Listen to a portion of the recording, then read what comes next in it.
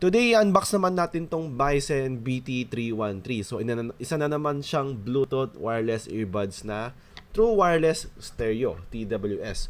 So, unang impression ko dun sa pack niya, decent. Ang ganda, no? Compared sa mga ibang in-unbox kong earphones, ito na yung maganda. Pinaka makikita mo may quality. Ayan. Ito yung laman sa loob.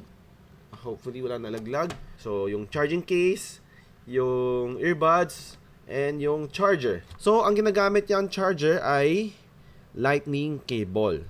Okay, so lightning cable siya, same sa iPhone, same sa Apple, but for sure, gagana pa rin naman to sa Android, no? Yung cable lang talaga niya is lightning. ASMR natin, unahin natin charging case.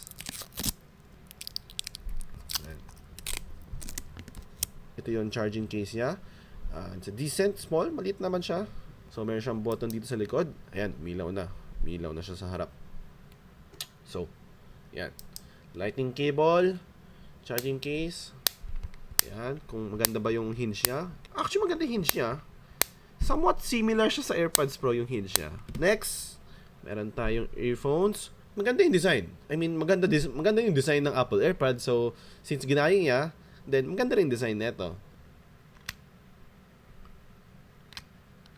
Ayan.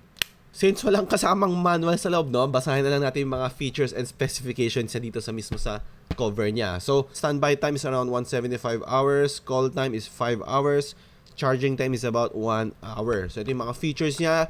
Press and hold, switch between active noise cancellation. So, meron atang active noise cancellation dito. Abangan natin sa review. And transparency mode, pwede ka mag-switch in between. Change ear tips. Switch between active... May typo ata dito. Check nyo. Basahin nyo . Kung mapapansin nyo, same yung description na itong dalawa na to. So, nagkaroon ng typo dito. Most certainly, made in China kasi may mga typos. Change wirelessly. Earphone Pro. Yan. Earphone. As in like Tenga Phone Pro yung pagkabasa or yung product name na itong Bison, no? iOS. To connect the iPhone with the latest version of iOS. So, ang gamit ko ngayon is Android, no? So, check natin kung gagana ba siya sa Android. But most certainly, gagana naman siya kasi wala pa akong narinig na earphones na gumagana lang sa isang software or sa isang iOS, no? Or sa isang OS pala. So, ang price na itong Bison BT313 ay nasa around 358 pesos. So, if interested kayo or gusto nyo abangan yung review video ko, antayin nyo. Or kung gusto nyo interested kayo, bumili ka agad, leave ko na yung link dito sa lower left. So, yun lang. Abangan nyo, mga giveaways ko, sali kayo sa Discord server ko. Yung link nasa bio.